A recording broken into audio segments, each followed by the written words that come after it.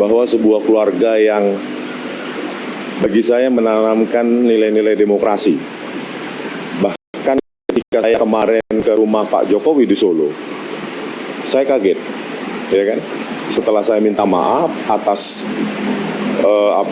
tulisan saya, penelitian saya yang saya temukan dengan kajian-kajian yang lebih baru, meskipun dengan metodologi yang sama, tetapi dengan data yang lebih lengkap, maka saya katakan sebagai peneliti kita harus jujur bahkan terhadap penelitian kita sendiri.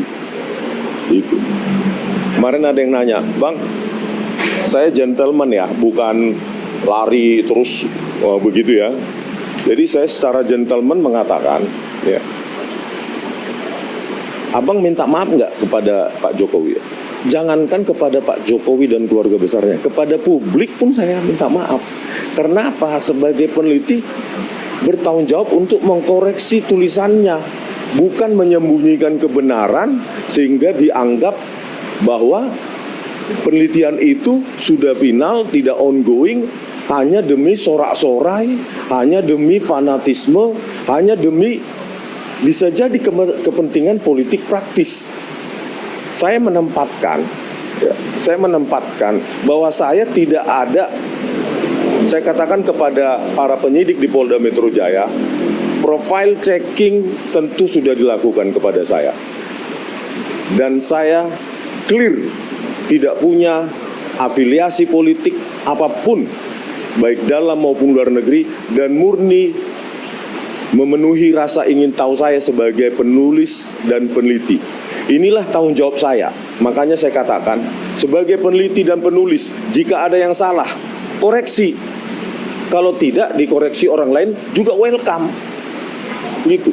Metode-metode yang temuan-temuan saya yang mungkin dianggap sepele, yang mungkin dianggap saya pengkhianat, saya siap untuk dicaci, dimaki, dijadikan pengkhianat. Yang penting saya telah menemukan kebenaran itu dengan rekonstruksi, dengan uji coba yang sudah saya lakukan 3 bulan ini dan akan saya tuliskan dalam buku. Ya, bukan dengan cuap-cuap.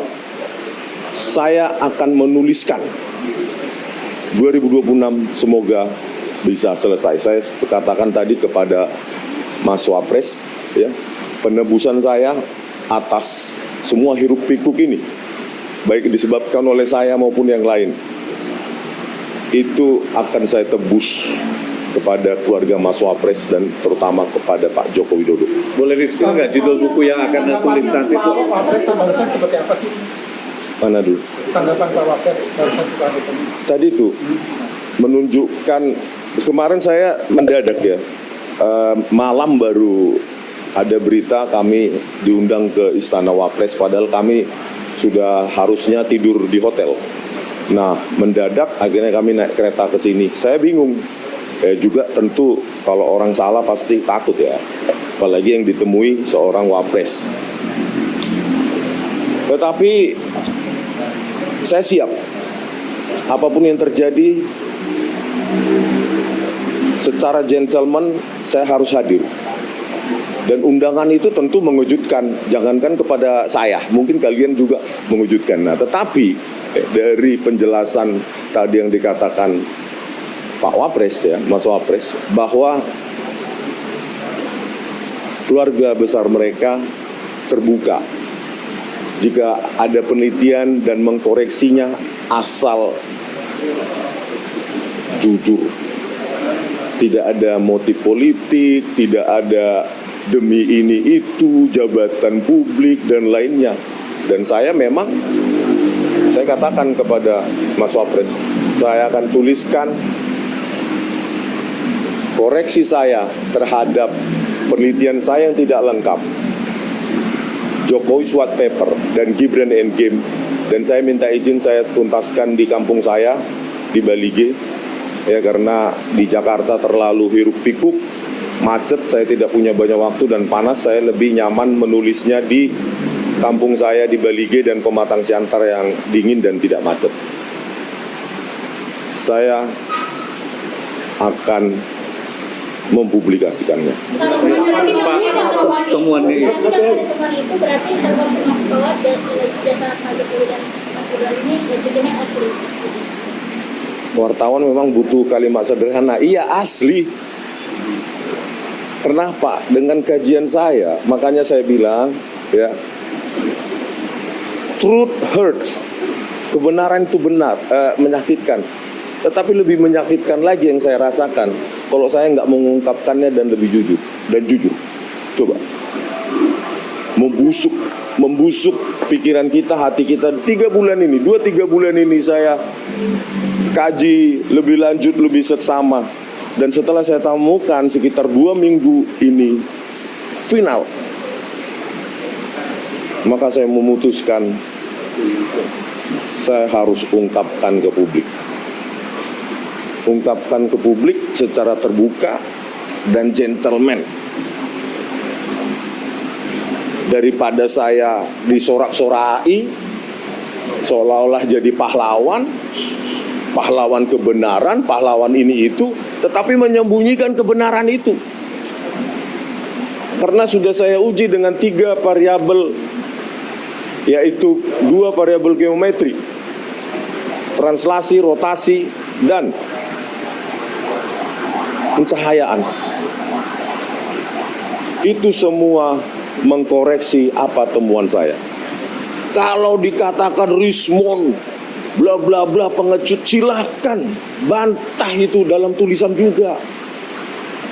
Saya tidak maulah, ya, saya hormati teman-teman Pak Roy dan Bu Tifa sebagai sahabat, sebagai keluarga. Tetapi marilah kita berdiskursus, beropini, tidak ad hominem. Mari kita cerdaskan Republik ini. Bantah temuan saya dengan cara beradab, beretika.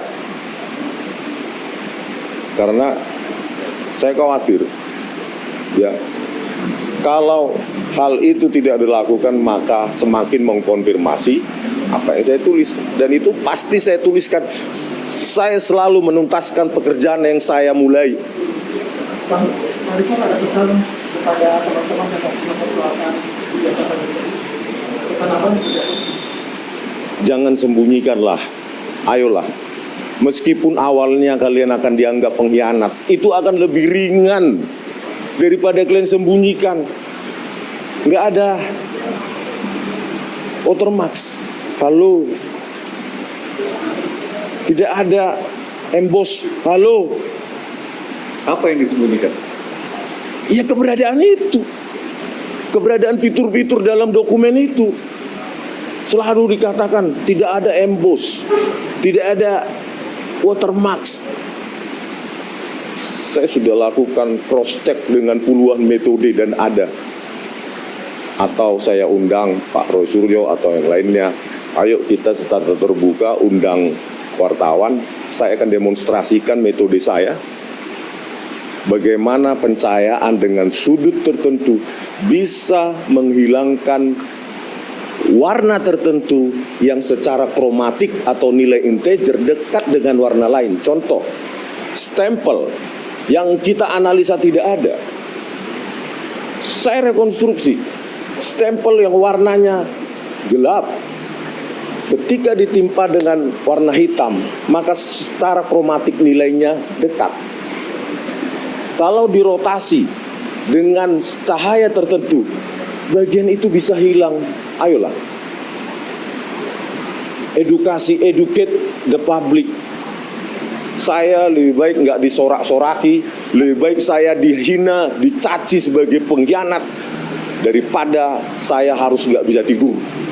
Oleh karena itu, kalau ada yang meragukan, terutama saudara saya, Pak Roy Suryo dan Bu Tifa, mau secara private maupun secara publik, saya siap mendemonstrasikan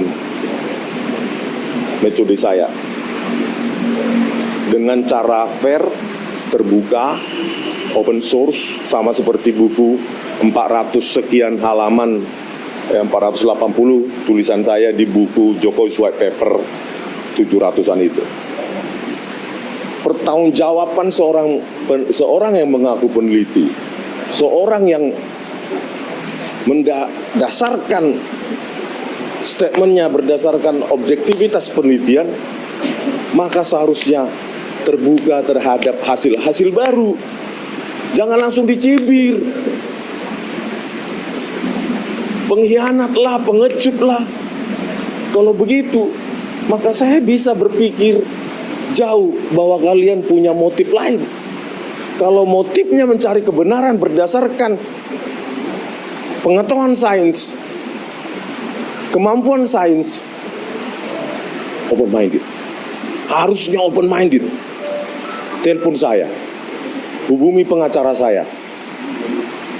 Kita akan bertemu terbuka maupun tertutup. Itu aja.